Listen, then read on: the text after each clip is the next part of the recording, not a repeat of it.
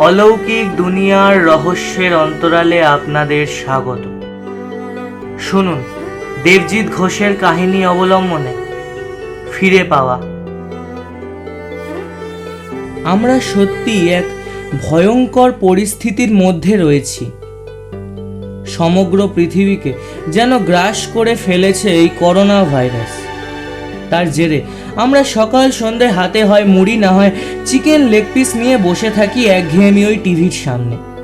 সেখানে হয় ওই খবরের চ্যানেলে নেকি নেকি সুরে মৃতের খবর, আর না হয় স্টার গোল্ডের দিলওয়ালে দুলহানিয়া লে যায়েঙ্গে। কিন্তু এই লকডাউনের মাঝেও কিছু কিছু ক্ষেত্রে হয়তো কারোর জীবনে এমন কোনো রোমাঞ্চকর ঘটনা ঘটেছে যার কৃতজ্ঞতা তারা জ্ঞাপন করে চলেছেন এখনো। আজ এমনই দুজন মানুষের কথা শোনাবো আপনাদের।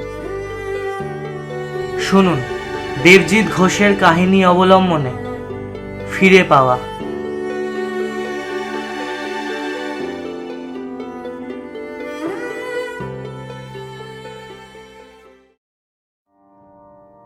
ময়ূরাক্ষী হাউজিং কমপ্লেক্স দক্ষিণ কলকাতার এক স্বতন্ত্র জগৎ।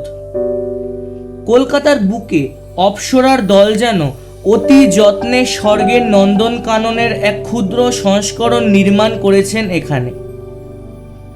বিশাল বিশাল দেবদারু গাছে ঘেরা অ্যাপার্টমেন্টগুলো দেখলে চোখে ধাঁধা লেগে যায়। আর শুধু কি তাই, swimming pool, tennis court, cricket মাঠ, ব্যাডমিন্টন লন, আধুনিক জিম, রেস্টুরেন্ট, পার্ক সব মিলিয়ে বিলাসিতা ও আড়ম্বর যেন চুইয়ে পড়ছে। এখানে যারা বসবাস করেন তারা যে অতীব শৌখিন এবং উচ্চবিত্ত তার বলার অপেক্ষা রাখে না। ভগবান সমস্ত সুখ ও আনন্দ উজাড় করে তাদের জীবনকে সাজিয়েছেন। এই স্বপ্নরাজ্যের নবাগত দম্পতি আবির ও স্নিগ্ধা রায়চৌধুরী। বছর দুয়েক হলো তাদের বিয়ে হয়েছে, অ্যারেঞ্জ ম্যারেজ। দুজনেই নিজ নিজ পেশায় খুবই সফল।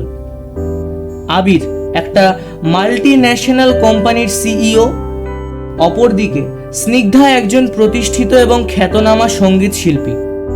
স্বাভাবিকভাবেই ব্যস্ত শিডিউলের ঘেরাটোপে জীবনের প্রকৃত আস্বাদন থেকে তারা বঞ্চিত। কর্মজীবনের গ্রাসে ব্যক্তিগত জীবনের সকল সুখ আনন্দ মৃতপ্রায়। কাজের পিছনে দৌড়ে অবসরের সংজ্ঞাটাই হারিয়ে ফেলেছে তারা। তাদের একে অপরের সাথে দেখা হওয়ার সময়টাও বড় অল্প, শুধুমাত্র রাতটুকু। তাও আবিরের নিত্য অফিস ট্যুর এবং স্নিগ্ধার প্রায়শই শহরের বাইরের গানের অনুষ্ঠান সবচেয়ে আপন সম্পর্কটাকেও এক আগন্তুকের উপাধি প্রদান করেছিল। কেবল এফ নম্বর আবাসনের 3B ফ্ল্যাটের দরজায় লাগানো মিস্টার অ্যান্ড মিসেস রায়চৌধুরী লেখা নেমপ্লেটটাই নিঃশব্দে তাদের বৈবাহিক জীবনের স্বাক্ষর বহন করে চলেছে।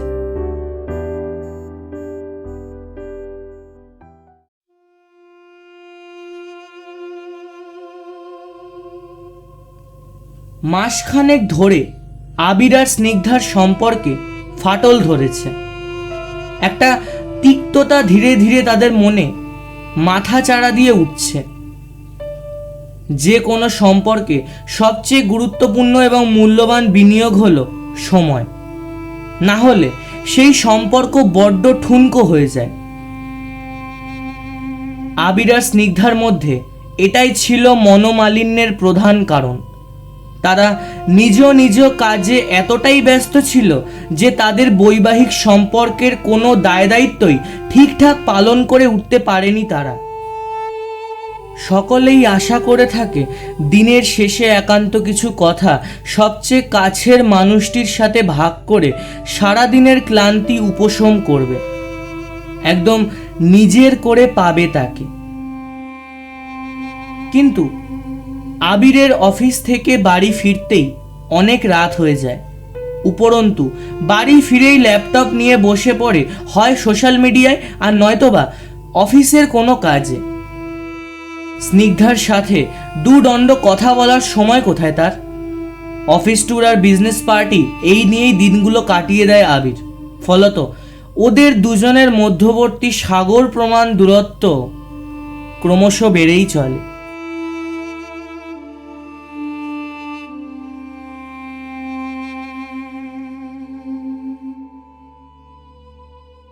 সন্ধে 8টা। 3B ফ্ল্যাটের কলিং বেলটা বেজে উঠল। এক মনে গানের রেওয়াজ করছিল স্নিগ্ধা। পরের মাসে একটা বড় অনুষ্ঠান আছে ওর। গানে এতটাই ডুবে গিয়েছিল যে কলিং বেলের আওয়াজ তার কানে যায়নি। বার 3 বাজানোর পর তার খেয়াল হয়, তাড়াতাড়ি উঠে গিয়ে দরজা খোলে। বাইরে আবির তখন খানিক চিন্তা আর বিরক্তি নিয়ে অপেক্ষা করছিল। 4 দিন পর অফিস ট্যুর সেরে বাড়ি ফিরছে। বেশ ক্লান্ত ছিল ও, তাই মেজাজ হারিয়ে স্নিগ্ধাকে ওই দেরির জন্য 2 কথা শুনিয়ে দেয়। বলি, কি রাজকার্যটা হচ্ছিল শুনি? 3 বার বেল বাজানোর পরেও আওয়াজ কানে যায় না। স্নিগ্ধা মুখটাকে কাঁচু মাচু করে বলে, আসলে জানোই তো, হারমোনিয়াম নিয়ে বসলে আমার আর কোনো দিকেই খেয়াল থাকে না। কিন্তু তোমার তো কাল আসার কথা ছিল, আজকেই চলে এলে যে? কেন? আগে এসে পড়ায় খুব সমস্যা হয়ে গেল মনে হচ্ছে। সারাদিন ওই এক গান আর গান, অন্যদিকে কোনোদিন যদি একটু নজর থাকে। কথাগুলো বলে আবির হন হন করে ভিতরে চলে যায়। গুম হয়ে বসে থাকে স্নিগ্ধা। এরকম ছোটখাটো ঝগড়া ওদের মধ্যে এখন লেগেই থাকে। ইদানিং আবির যেন স্নিগ্ধাকে সহ্যই করতে পারছে না। এই তো সেদিনের কথা। স্নিগ্ধাকে কয়েকদিনের জন্য একটু বাইরে যেতে হয়েছিল। দিল্লিতে একটা গানের প্রোগ্রাম ছিল ওর। স্নিগ্ধার বাগান করার খুব শখ, তাই ব্যালকনিতে টবে অনেক শৌখিন গাছ লাগিয়েছিল ও। প্রোগ্রাম সেরে ফিরে দেখে ওই 5-6 দিন অযত্নে এবং জলের অভাবে গাছগুলো শুকিয়ে মৃতপ্রায়। আবিরের এইসব ব্যাপারে কোনো উৎসাহই নেই তা ভালোভাবেই জানে, কিন্তু ও আবিরকে বারবার বলে গেছিল যে অন্তত একবার গাছগুলোকে জল দিতে। কাজের ফাঁকে একদিনেও কি সময় হয়নি তার? আবিরকে বলতে ও নির্ভীকভাবে উত্তর দেয়, আমার কি কম কাজ? এত কাজের মধ্যে ভুলে গেছিলাম। আর তাছাড়া ওসব জঙ্গল বাড়িতে রেখেও লাভটা কি শুনি? মরে গেছে, এবার ওগুলোকে বিদায় করো। সেদিন খুব কষ্ট পেয়েছিল স্নিগ্ধা। সারা রাত 2 চোখের পাতা এক করতে পারেনি, শুধুই কেঁদে বালিশ ভিজিয়েছিল।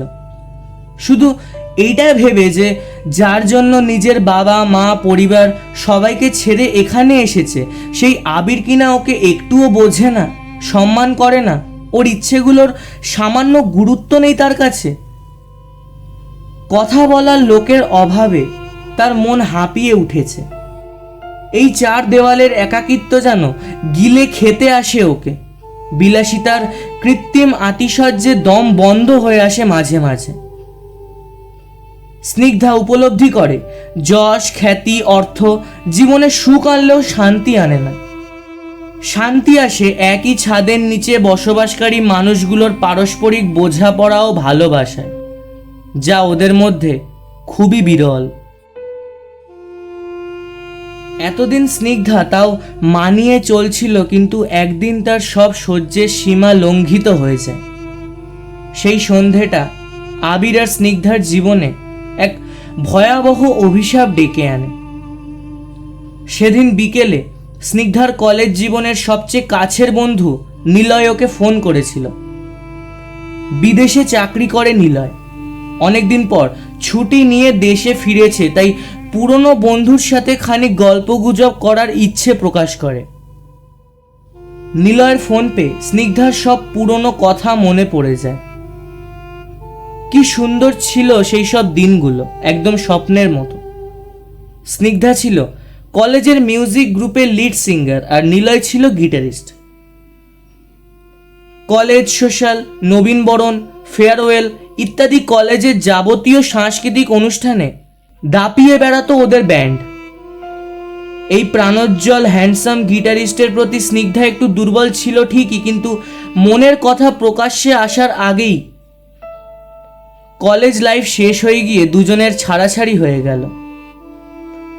নিলয় পাড়ি দেয় বিদেশে, আর তার কয়েক বছরের মধ্যে স্নিগ্ধারও বিয়ে হয়ে যায়।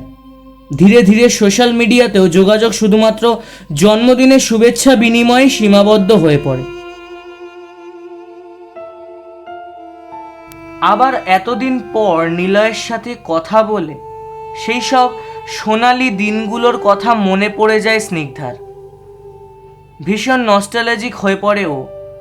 হলদে হয়ে যাওয়া স্মৃতি রোমন্থন করার আনন্দে নেচে ওঠে তার মন। তাছাড়াও অনেক দিন প্রাণ খুলে কথা বলার লোক পায়নি স্নিগ্ধা, তাই কিছু না ভেবেই নিলয়কে ফ্ল্যাটে আসার নিমন্ত্রণ জানিয়ে দেয়।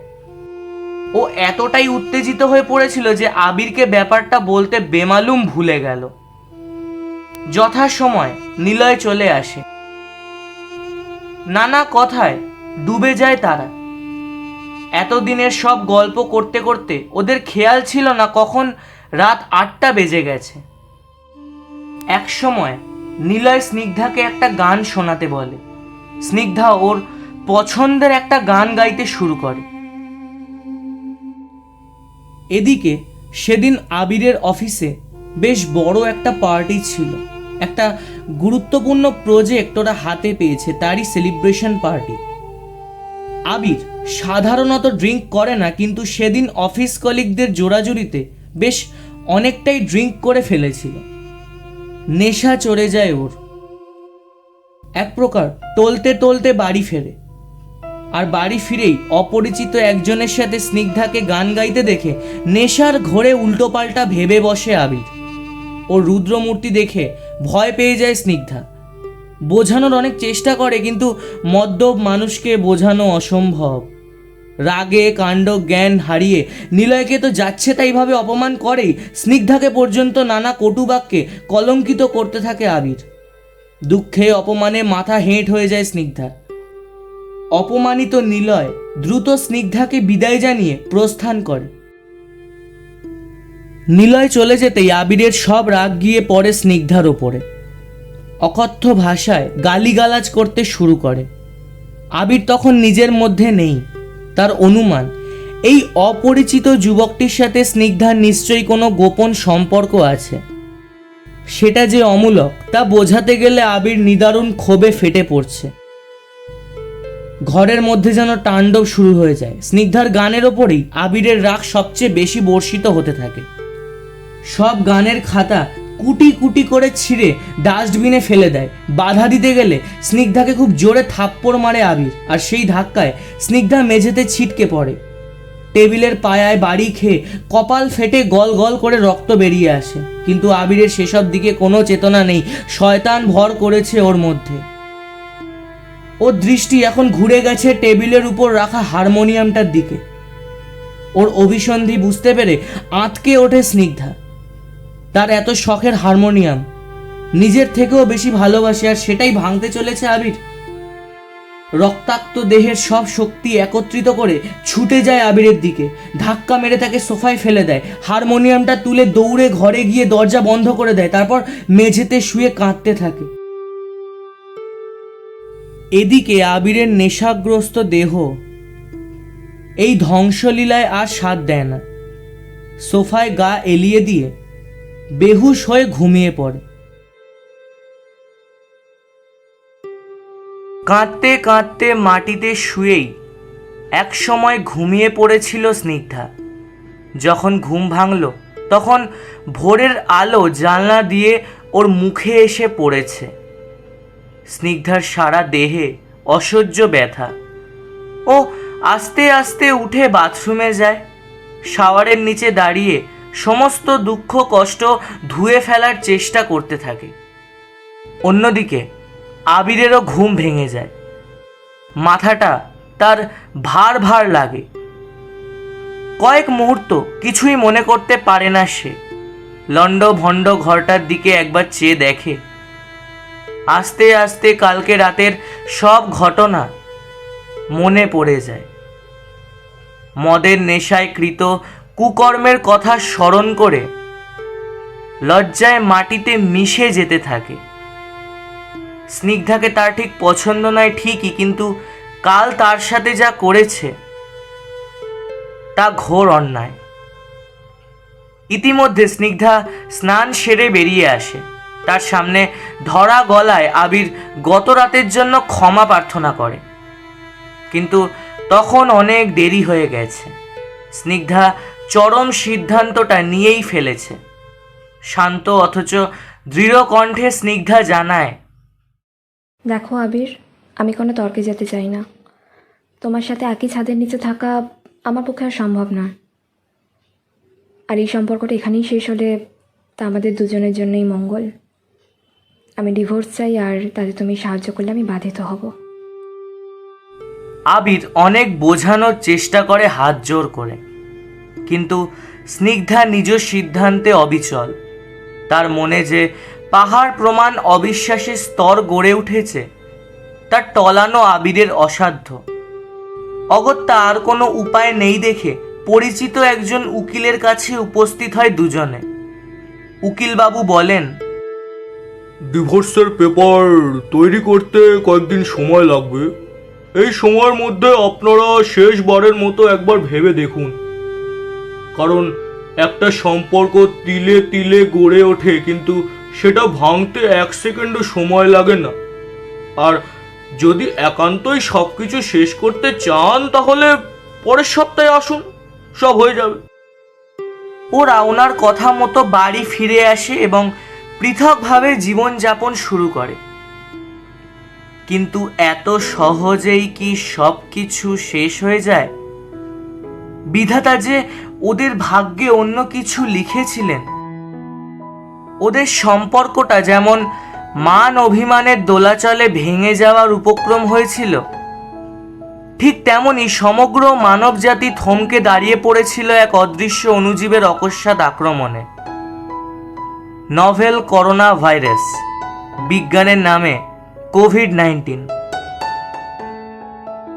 মানব সভ্যতার ইতিহাসে সবচেয়ে বড় মহামারী কোভিড-19-এর তাণ্ডবে সারা বিশ্বব্যাপী শুরু হয়ে যায় মৃত্যুর হাহাকার।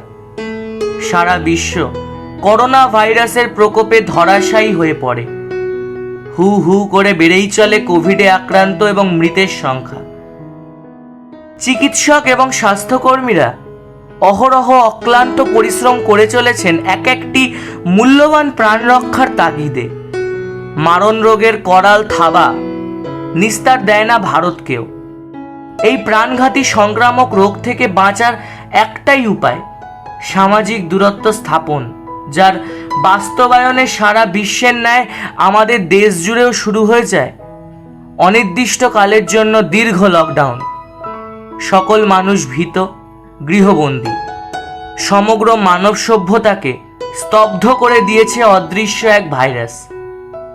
বিজ্ঞান যার প্রতিকারের সন্ধানে হিমশিম খেয়ে যাচ্ছে। আচমকা লকডাউন শুরু হয়ে যাওয়ায় আবির আর স্নিগ্ধার ডিভোর্সের ব্যাপারটা এক প্রকার জোরপূর্বক ধামাচাপা পড়ে যায়।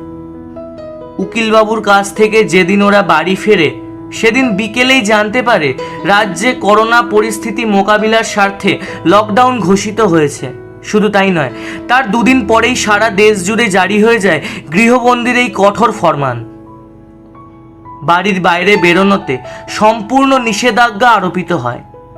সমস্ত শিক্ষা প্রতিষ্ঠান, অফিস, সরকারি দপ্তর, বিনোদনের মাধ্যম থেকে ধর্মীয় স্থান সাধারণের জন্য হয়ে পড়ে অবরুদ্ধ। খোলা থাকে কেবলমাত্র স্বাস্থ্যকেন্দ্র, এই মারণ রোগের প্রতিকারে অতন্দ্র প্রহরী হয়ে। এই পরিস্থিতিতে ডিভোর্স পাওয়া যে অসম্ভব তা খুব ভালো মতোই বুঝতে পেরেছিল রায়চৌধুরী দম্পতি। বাইরের জগতের মতো আবির এবং স্নিগ্ধার জীবনেও স্থাপিত হয়েছিল এক সুস্পষ্ট ব্যবধান। একসাথে থাকলেও স্নিগ্ধা আবিরের সাথে আর কোনো কথাই বলছে না, এমনকি মুখদর্শন না করতেও যেন দৃঢ় প্রতিজ্ঞা। আবির কিন্তু সেই রাতের ঘটনার জন্য অত্যন্ত অনুতপ্ত ও অনেকবার স্নিগ্ধার কাছে ক্ষমা চেয়েছে, কিন্তু তার প্রতি চেষ্টাই ব্যর্থ করে মুখ ফিরিয়ে নিয়েছে স্নিগ্ধা। বাংলায় একটা প্রবাদ আছে, মানুষ দাঁত থাকতে দাঁতের মর্ম বোঝে না। আবিরের অবস্থা ঠিক তাই। বিয়ের পর থেকে স্নিগ্ধা যতই ওর কাছাকাছি আসতে চেয়েছে, ওর সান্নিধ্য লাভের চেষ্টা করেছে, বারংবার আবির মুখ ফিরিয়ে নিয়েছে। কাছে ডেকে নেওয়ার বদলে আরো দূরে সরিয়ে দিয়েছে। আর আজ যখন স্নিগ্ধা নিজে থেকে দূরে সরে যেতে চাইছে, তখন আবির ওর গুরুত্ব উপলব্ধি করেছে। স্নিগ্ধাকে হারিয়ে ফেলার ভয় সবসময় তাড়া করছে তাকে। নিজের কৃতকর্মের জন্য নিজেই নিজের কাছে আজ অপরাধী। প্রতিনিয়ত বিবেকের সাথে লড়াই করে সে সম্পূর্ণ আলাদা একজন মানুষে পরিণত হয়েছে।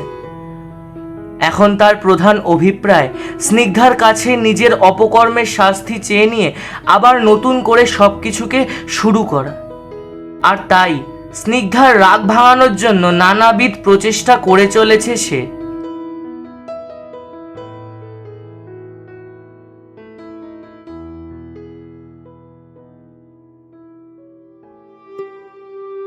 লকডাউন শুরুর প্রাককালে যেদিন জনতা কারফিউ পালিত হয় দেশ জুড়ে, সেদিনের কথা। চিকিৎসক ও স্বাস্থ্যকর্মীরা এই প্রাণঘাতী মহামারীর বিরুদ্ধে যে আত্মত্যাগী সংগ্রাম করে চলেছেন, তার প্রতি শ্রদ্ধা জ্ঞাপনে ওই দিন ঠিক বিকেল 5টায় সারা দেশ শঙ্খ ও কাঁসর ঘণ্টার ধ্বনিতে মুখর হয়ে ওঠে। ঠিক সেই সময় এক আশ্চর্য কাণ্ড করে বসে আবির।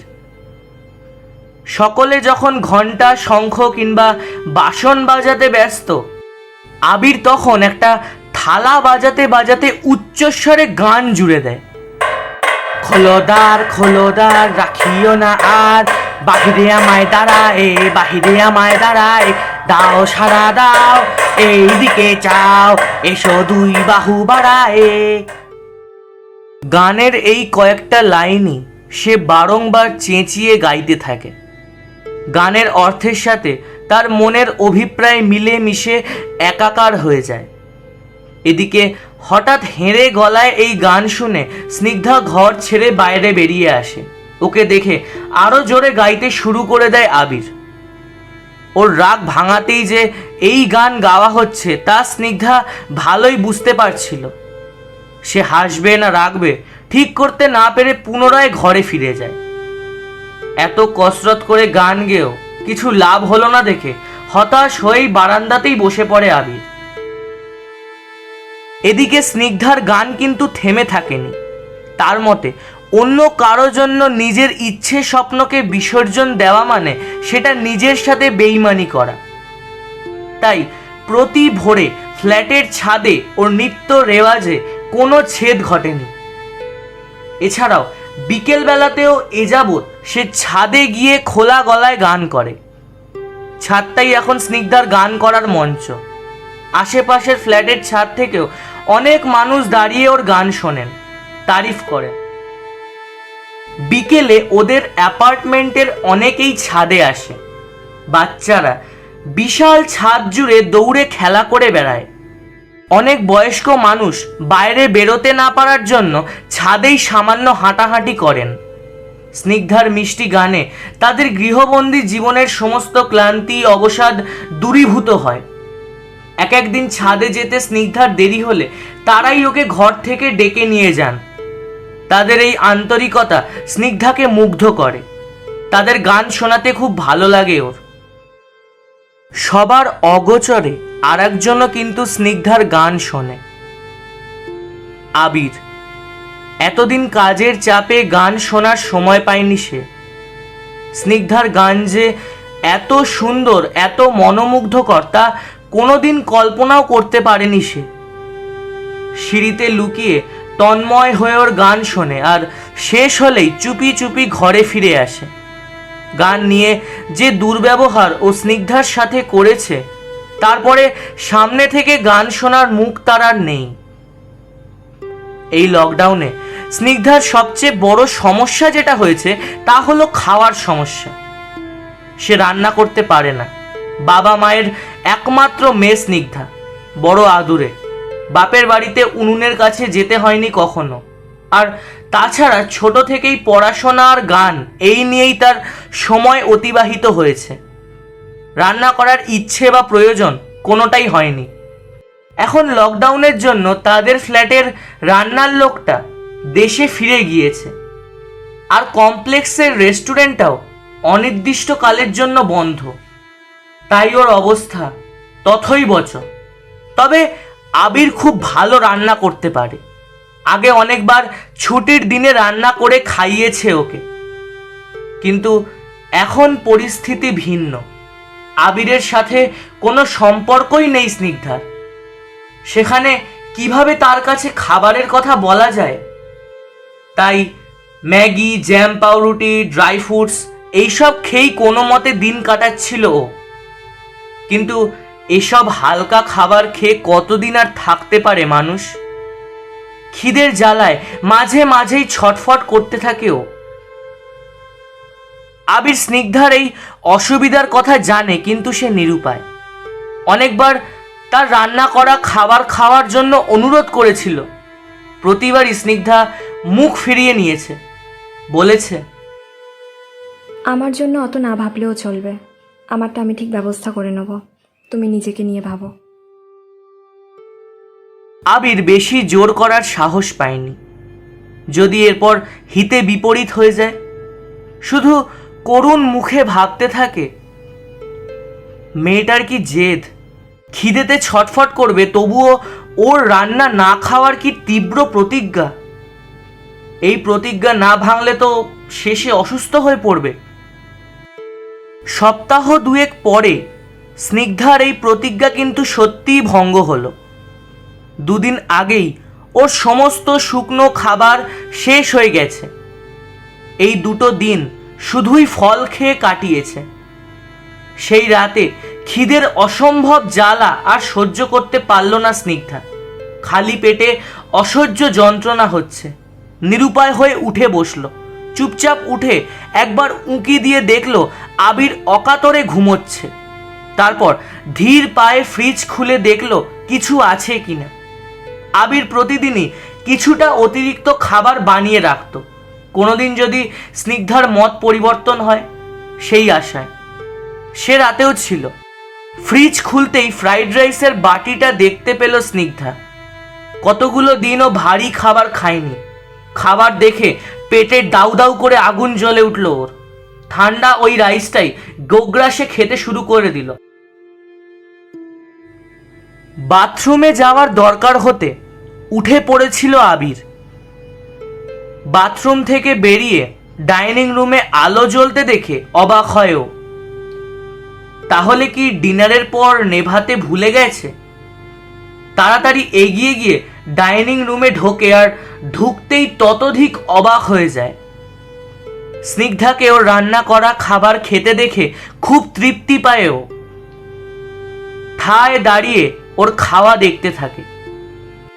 এদিকে এক মনে বাটির সবটুকু ফ্রাইড রাইস উদরাস্ত করার পর মুখ তুলে তাকিয়েই সামনে দণ্ডায়মান আবিরকে দেখে স্নিগ্ধার মুখ দিয়ে শব্দে চিৎকার বেরিয়ে আসে। তাড়াতাড়ি ওখান থেকে পালিয়ে আসে আবির, আর কিং কর্তব্য বিমূঢ় হয়ে ওখানেই বসে থাকে স্নিগ্ধা। পরদিন সকালে আবির কফি তৈরি করে স্নিগ্ধার ঘরে যায়। ওকে বলে, খাবারের ওপর আর রাগ করে থেকো না প্লিজ। এরপরে কিন্তু বড় রকম একটা শরীর খারাপ করবে।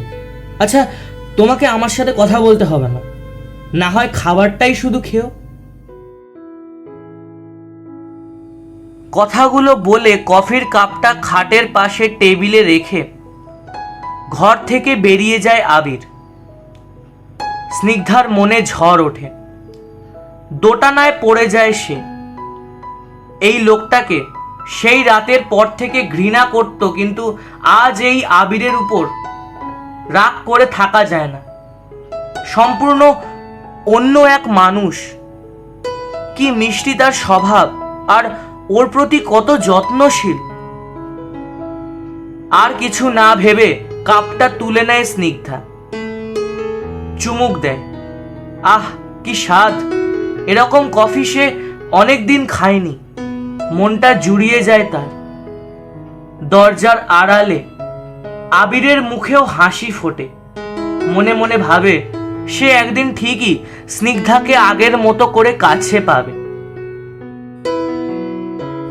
রান্না করা ছাড়াও এখন আবির মাঝে মধ্যে ব্যালকনির গাছগুলোকে জল দেয়, পরিচর্যা করে। আবিরের সহসা এই পরিবর্তন স্নিগ্ধাকেও অবাক করে দেয়। ও তো আবিরের কাছে এইটুকুই চেয়েছিল, একটা ভরসার কাঁধ আর দুঃখ ভোলানোর জন্য মজবুত একটা কাঁধ। একদম নিজের একজন মানুষ, যে ওকে শুধুমাত্র একটু সময়, একটু ভালোবাসা দেবে আর সম্মান করবে তার ইচ্ছেগুলোর।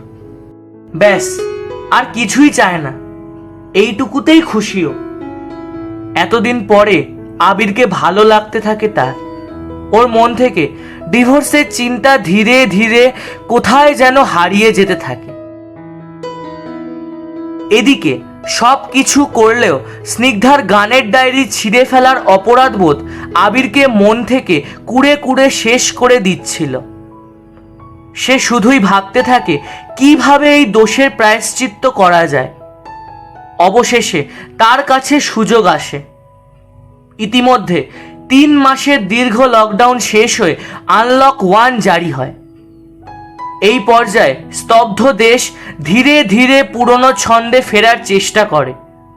উপযুক্ত সতর্কতা ও সুরক্ষা নিয়ে মানুষ নিজ নিজ কাজে সামিল হতে শুরু করে। আবিরের যদিও এতদিনের ওয়ার্ক ফ্রম হোম নিয়মেই কাজ চলতে থাকে, কেবল সপ্তাহে 2-1 দিন কিছু সময়ের জন্য অফিসে গেলেই চলবে।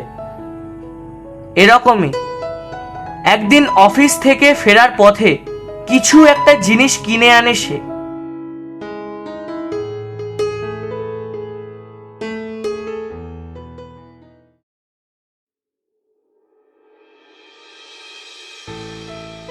আটই জুন, আজ ওদের বিবাহ বার্ষিকী। স্নিগ্ধা ভোরবেলা ঘুম থেকে উঠে মোবাইল স্ক্রিনে তারিখটা দেখেই অন্যমনস্ক হয়ে যায়। 3 বছর আগে আজকের দিনেই কত স্বপ্ন চোখে নিয়ে আবিরের হাত ধরে এ বাড়িতে পা দিয়েছিল ও। আর আজ আবিরের হয়তো মনেও নেই আজকের দিনটার কথা। একটা দীর্ঘশ্বাস ফেলে গানের রেওয়াজ করতে ছাদে চলে যায়। ঘন্টা 2 পর ফিরে এসে দেখে আবির এক মনে খবরের কাগজ পড়ছে। ওকে যেন লক্ষ্যই করল না। চুপচাপ নিজের ঘরে চলে আসে স্নিগ্ধা, আর ঘরে ঢুকেই বিস্ময়ে হতবাক হয়ে যায়। ঘরে যে তার জন্য একটা দারুণ সারপ্রাইজ অপেক্ষা করছে তা সে কল্পনাও করতে পারেনি। চোখ দুটো গোল গোল করে খাটের দিকে এগিয়ে যায়। খাটের উপর পরম যত্নে সাজানো রয়েছে রঙিন কাগজে মোড়া বেশ বড় একটা উপহার আর একটা ফুলের তোড়া। ফুলগুলো চিনতে পারে, ব্যালকনিতে ওরই লাগানো গাছের গোলাপ। এ যে আবিরেরই কাজ তা বুঝতে বাকি রইল না ওর। উত্তেজনা ও আনন্দে চোখের কোণটা চিকচিক করে উঠল তার। উপহারের প্যাকেটটা খুলতেই তার ভিতর থেকে বেরোলো বেশ কয়েকটা চামড়ার বাঁধানো ডায়েরি এবং গীতবিতান। স্নিগ্ধার অনেক দিনের শখ এই গীতবিতানের, কিন্তু আবির তা জানলো কিভাবে? আবেগের বশে এবার কেঁদে ফেলল স্নিগ্ধা। তবে ওর জন্য এখনো চমক অপেক্ষা করছিল। গীতবিতানের প্রথম পাতাটা খুলতেই একটা হাতে লেখা চিঠি পেল ও। পরম বিস্ময়ে চিঠিটা খুলে পড়তে শুরু করে। স্নিগ্ধা, তোমার সাথে যে দুর্ব্যবহার আমি করেছি জানি তার কোনো ক্ষমা হয় না। তোমাকে অবিশ্বাস করে, অপমান করে, তোমার গানকে তাচ্ছিল্য করে আমি যে অপরাধ করেছি তার জন্য কোনো শাস্তির যোগ্য নই আমি। তাও নির্লজ্জের মতো বলছি, শেষ একবার কি আমায় ক্ষমা করা যায় না? জানোই তো আমি বড় লোকের একমাত্র ছেলে। ছোট থেকেই যা চেয়েছি তা খুব সহজেই পেয়ে গেছি, আর তাই অপরকে ভালোবাসতে ভুলে গিয়েছিলাম। শুধু নিজের কথাই ভাবতাম, কিন্তু তুমি আমায় ভালোবাসতে শিখিয়েছো। তোমাকে হারিয়ে আমি উপলব্ধি করেছি একাকিত্বের যন্ত্রণা কতটা কষ্টদায়ক। আর একটিবার আমায় সুযোগ দাও, কথা দিচ্ছি নিজের সবটুকু দিয়ে শুধু তোমাকেই ভালোবাসবো। তোমার উপযুক্ত হওয়ার জন্য যা করার হয় সব করব, যা বলবে তাই শুনবো। চলো না, সব কিছু ভুলে গিয়ে আবার নতুন করে শুরু করি জীবনটা। আরেকটা কথা, আজকের দিনটা আমি ভুলে যাইনি কোনোদিনই। লাঞ্ছনা ছাড়া তো কিছুই দিতে পারিনি তোমায়, তাই আজকের দিনে আমার তরফ থেকে এই ছোট্ট উপহার তোমার জন্য। ইতি, আবির। চিঠিটা হাতে নিয়ে স্থাণুর মতো দাঁড়িয়ে থাকে স্নিগ্ধা। রক্তাভ দুই গালবে অশ্রুধারা নেমে আসে। পায়ের আওয়াজে ফিরে দেখে আবির কখন পেছনে এসে দাঁড়িয়েছে। তার সজল চোখ দুটিতে ফুটে উঠেছে গভীর অনুতাপ, আর ওকে ফিরে পাওয়ার করুণ আরতি। ওকে দেখে আর নিজেকে সামলাতে পারে না স্নিগ্ধা। দৌড়ে গিয়ে ঝাঁপিয়ে পড়ে আবিরের বুকে। আবির পরম স্নেহে তাকে জড়িয়ে ধরে। অনুভব করে তার শার্ট ভিজে যাচ্ছে স্নিগ্ধার লবণাক্ত অশ্রুধারায়। অবশেষে ওর ইচ্ছে পূর্ণ হলো। লকডাউন যে ওদের জীবনে আশীর্বাদ স্বরূপ তা বলাই বাহুল্য। বেশ কিছুক্ষণ মান অভিমান পর্বের পর দুজনে ঠাকুরের সামনে দাঁড়িয়ে শপথ করে আর কোনোদিন তারা ঝগড়া করবে না। সবকিছু দুজনে মানিয়ে গুছিয়ে চলবে। তারপর তারা একসাথে রান্না করে। রান্নাটা যদিও আবিরই করে, কিন্তু তাকে যথাসম্ভব সাহায্য করে স্নিগ্ধা।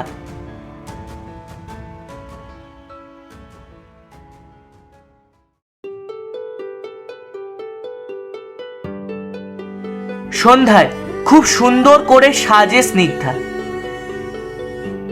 মোমবাতির আলোয় কেক কেটে তারা নতুনভাবে তাদের দাম্পত্য জীবন শুরু করে।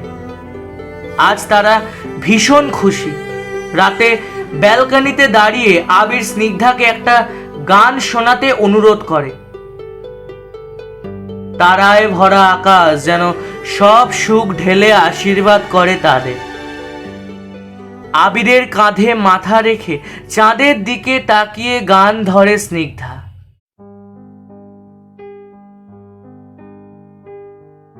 তোমায় নতুন করে পাবো বলে হারাই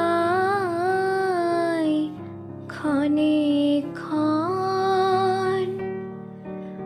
ও মোর ভালোবাসার ধন, তোমায় নতুন করে পাবো বলে।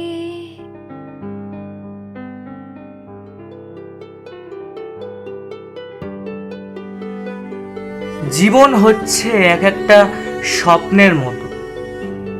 যেদিন দেখতে পাবেন না সেদিন আপনি নেই। আজকের গল্প পাঠে আমি দেবদূত এবং আমার সাথে ছিল সহেলি। Poster design Kishanu. শুনছিলেন দেবজিৎ ঘোষের লেখা কাহিনী অবলম্বনে ফিরে পাওয়া। সবাই ভালো থাকুন, সুস্থ থাকুন এবং সাবধানে থাকুন। শুভরাত্রি।